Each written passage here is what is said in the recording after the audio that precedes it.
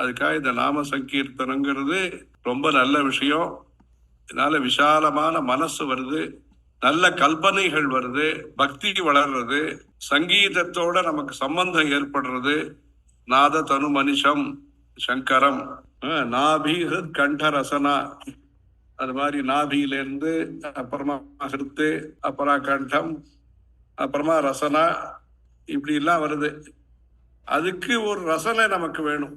இதுக்கு ரசிக்கிற ரசனை வேணும். ரசனா நாக்குன்னு அர்த்தம் அதுல சம்ஸ்கிருதத்துல.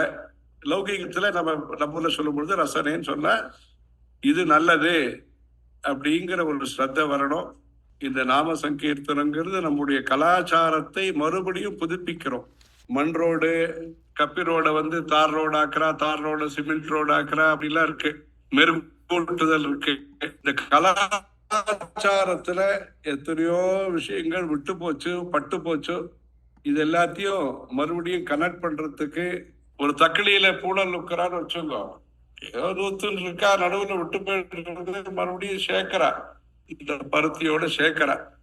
அந்த மாதிரி ஒரு நூல் உருவாறது, அதுல இருந்து ஒரு பூனல் உருவாடுறது, எல்லாம் பண்றது. இந்த நாம சங்கீர்த்தன விஷயத்தை கிராமந்தோறும் இந்த பஜனை மடங்கள், அந்த பஜனை மடங்கள் இப்ப மார்கழி மாசம், மார்கழி திங்கள் மதி நிறைந்த நன்னாடா, அதெல்லாம் வருது. 30ம் தப்பாவே எல்லாம் வருது. இதெல்லாம் பேப்பர்ல நிறைய இப்ப பப்ளிஷ் பண்ற. இதெல்லாம் இன்னைக்கு பப்ளிஷ் பண்றான்னா அதுக்கு யார் காரணம்? அன்னைக்கு கும்பகோணத்துல, திருவிடம்பதூர்ல, மாயவரத்துல, வேதாரண்யத்துல, திருவாரூர்ல, மன்னார்குடியில, இப்படி வேற வேற ஊர்ல எல்லாம் பெரியவா உட்கார்ந்துட்டு அச்சு போட்டோ, இந்த சங்கீதக்கார எல்லாரும் இந்த பஞ்சரத்ன கிருதி பாடிட்டு இருந்தவாள்லாம் கூட திருப்பாவை திருவம்பாவையும் பாட வச்சு ரெக்கார்டெல்லாம் கொடுக்க வச்சு அதை கோவில்ல பிரச்சாரம் பண்ணி ஒரு அனுகூலமான சூழ்நிலை இதை பெரியவா உருவாக்கி. ஹர ஹர சங்கர, ஜெய ஜெய சங்கர்.